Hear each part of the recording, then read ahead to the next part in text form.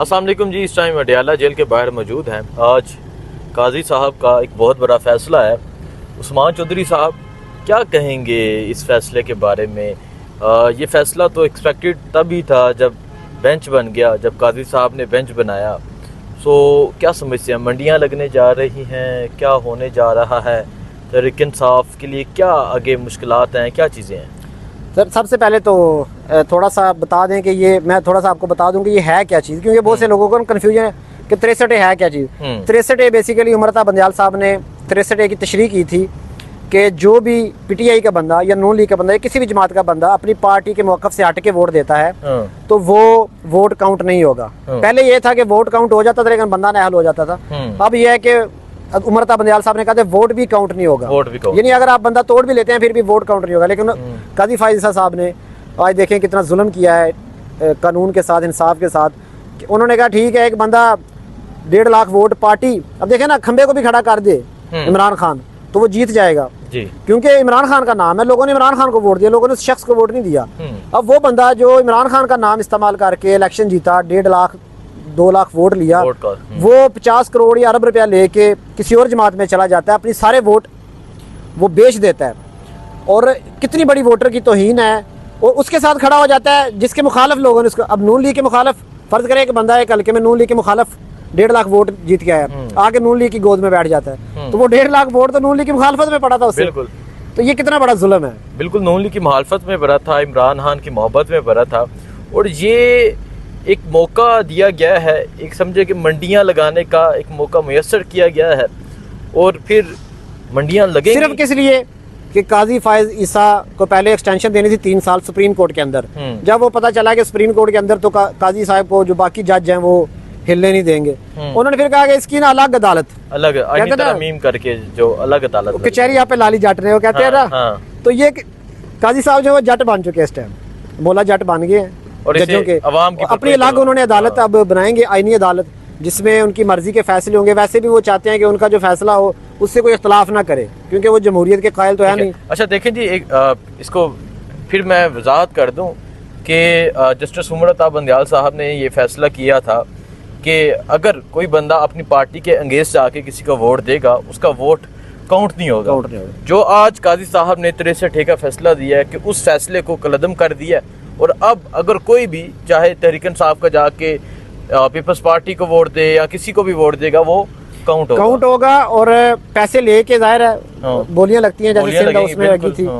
तो ये आज काजी साहब ने बहुत बड़ा जुल्म किया है। और सबसे बड़ी बात मैं यहाँ पे जो कहना चाहूँगा, जो मैंने सेनेटर अली जफ़र साहब जो बड़े कानूनदान हैं उनसे मैंने कल पूछा, मैंने कहा कि अगर मंसूर अली शाह या कोई भी जज, अगर मेजोरिटी जजेस सुप्रीम कोर्ट के फ़र्ज़ करें 17 या 18 जजेस हैं, और अगर 12 या 10 जजेस अलग अपनी एक कोर्ट लगाते हैं और उसमें वो अदम एतमाद करते हैं काजी फायज़ ईसा पर और उसके फ़ैसले को कलअदम करार देते हैं, तो इसकी कोई गुंजाइश मौजूद है।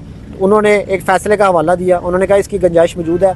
मंसूर अली शाह साहब, जस्टिस मुनीब अख्तर, जस्टिस अतर मिनल्ला या बाकी जजेस जो हैं वो अगर थोड़ी सी करज करें, आइन को अगर वो बचाना चाहते हैं, तो वो फिर इस जो एक फार्मूला है इस पर अमल करें, तो मेरे ख्याल से ये जो 5 जजेस काजी का जो हम ख्याल बेंच है, इसको वो फैसले को उड़ा सकते हैं। ये एक बहुत बड़ी आइनी सुकून मौजूद है। ठीक है, जस्टिस सैयद मंसूर अली शाह साहब ये कर सकते हैं कि बाकी जजेस को मिला के काजी साहब पे अदम एतमाद कर देते हैं जी, ये फैसला आइन के खिलाफ है। क्योंकि अब देखें, जब तक जस्टिस मुनीब अख्तर इस बेंच का हिस्सा नहीं थे, ये बेंच फैसला नहीं दे सकता। क्योंकि आपको पता है जिस जज ने वो फैसला लिखा था उसी एक जज का इस केस में बैठना जरूरी था, और वो सिर्फ जस्टिस मुनीब अख्तर थे। और इससे हट के प्रैक्टिस एंड प्रोसीजर एक्ट आया, काजी साहब की अपनी ख्वाहिश पर आया कि कोई भी बेंच जो बनेगा वो जो सीनियर 3 जज हैं वो बैठ के बनाएंगे। उसमें काजी फायज़ ईसा आते हैं, मंसूर अली शाह आते हैं और जस्टिस मुनीब अख्तर आते हैं। काजी फायज़ ईसा को पता चला कि मैं तो अकेला रह गया हूँ, मंसूर अली शाह और मुनीब अख्तर तो अपनी मर्जी का बेंच बना सकते हैं या मुझसे इख्तलाफ करेंगे।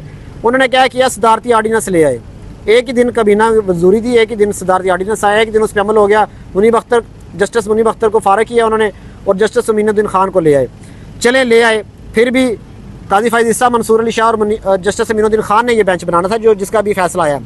जस्टिस मंसूर अली शाह उस कमेटी में बैठे ही नहीं, तो कैसे बेंच बन सकते? जब बेंच ही आपका एक कमेटी में मंसूर अली शाह बैठे नहीं, बेंच ही गैर आईनी है, तो उसका फैसला कैसे आएगा? काजी साहब ने हमेशा इसी तरह के फैसले किए हैं। देखिए अब होगा क्या, डिस्कस ये करना है। जो फैसला तो आ गया, जस्टिस मंसूर अली शाह साहब इस तरह कर सकते हैं इस फैसले को कलअदम।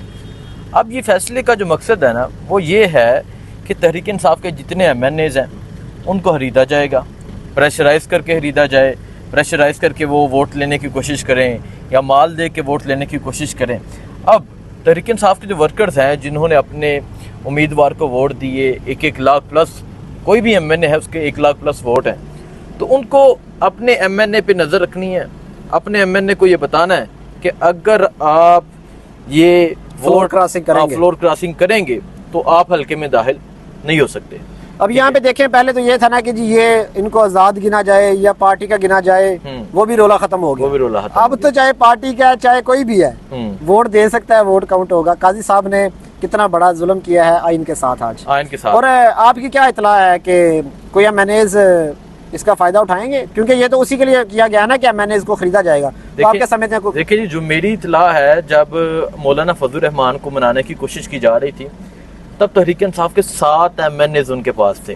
तब भी हालांकि 8 मौलाना के थे और उनको सिर्फ 2 या 3 चाहिए थे, 2 या 3 चाहिए थे, और उसके बावजूद 7 थे उनके पास। 7 उनके पास। अब तो मौलाना को मनाने की जरूरत भी नहीं रहेगी। यही वजह ना कि मौलाना माने नहीं। अगर मौलाना मान जाते तो ये इतना बड़ी कालकना मलते काजी साहब। तो ये है कि अब तहरीक इंसाफ के MNAs इस टाइम कुछ तो ऐसा है कि इल्म है कि वो राब्ते में नहीं है, ठीक है, जिनका पता ही नहीं वो कहाँ पर है, और बाकी तमाम MNAs KPK में है।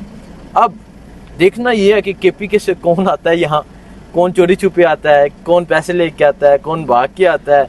अब भाई ये अली अमीन पे बहुत बड़ी जिम्मेदारी आ जाएगी ये, क्योंकि अली अमीन बंदे कंट्रोल करना। अली अमीन साहब इनको KPK तो ले गए हैं, उन पे बहुत बड़ी, अच्छा वैसे हर जिम्मेदारी अली अमीन पे ही आ रही है, ये भी एक देखना है। हर जिम्मेदारी अली अमीन पे आ रही है, चाहे जलसा करना है, चाहे रैली निकालनी है, चाहे बंदे कंट्रोल करना है। अली अमीन वजीर आला, मेरे ख्याल से तहरीक इंसाफ बहुत प्रेशर है अली अमीन पे, लेकिन ये है कि इस टाइम जो MNAs हैं वो KPK में है।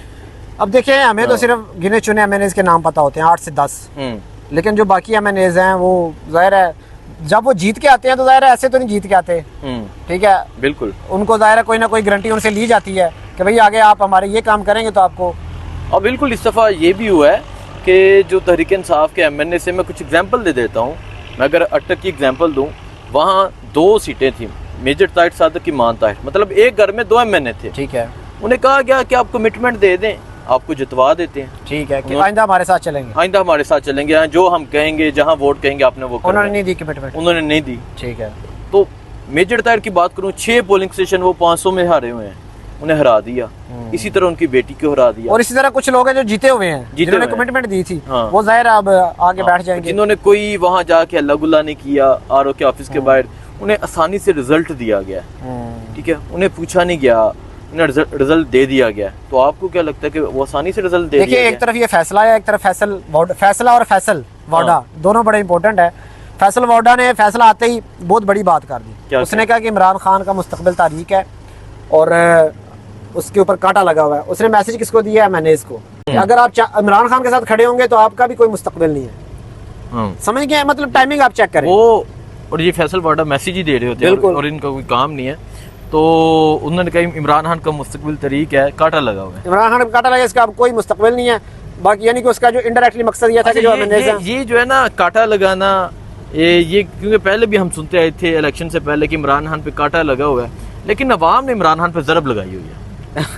थोड़ा सा उसको बिल्कुल अवाम ने इमरान खान पे ज़रब लगाई है, इन्होंने इमरान खान पे कांटा लगाया, जो सही बात है। सही बात है, ठीक है। अवाम तो कभी कबूल नहीं करती। आपके सामने एग्जाम्पल्स हैं जिन्होंने पार्टी छोड़ी, जिन्होंने रिजीम चेंज ऑपरेशन में साथ दिया। राजा रियाज कहाँ पे हैं इस टाइम? खत्म हो गए। खट्टक साहब कहाँ पे हैं? इसके अलावा जहांगीर तरीन है, और इसके अलावा बहुत से लोग हैं जो लाहौर की सीटें थी। अब तो हमें उम्मीदवारों के नाम भी भूल गए हैं कि कौन कौन इमरान खान को छोड़ के गए थे। लेकिन यास्मीन राशिदा जेल में होके भी आज तक जो है वो लोगों के ज़ाहिर है डिस्कस होती हैं, अभी तक वो दिलों में है। तो ये बिल्कुल आपने सही बात की कि कांटा और ज़रब में फ़र्क तो नहीं है, बस पढ़ने में फ़र्क है। पढ़ने में फ़र्क है। अवाम ज़रब लगा चुकी है, देखते हैं तहरीक इंसाफ क्या करती है। कल का दिन बहुत बड़ा दिन। आज रात को भी बड़ा माहौल होगा इस्लामाबाद में, देखते हैं कि वहाँ पे रात को कंटेनर्स वगैरह लगाए जाते हैं, उस पर भी इंशाल्लाह जो है ना वो करते हैं इंशाल्लाह। बहुत शुक्रिया जी, दुआ में याद रखिए।